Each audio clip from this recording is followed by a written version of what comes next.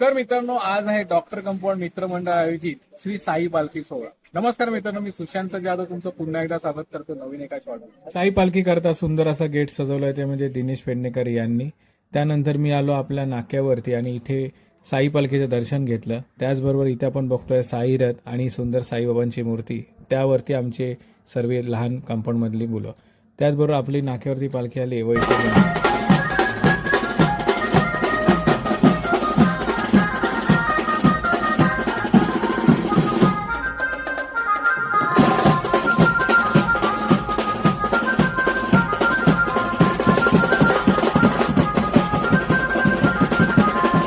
त्यानंतर साई पालखी आपल्या कंपाऊंडमध्ये आली.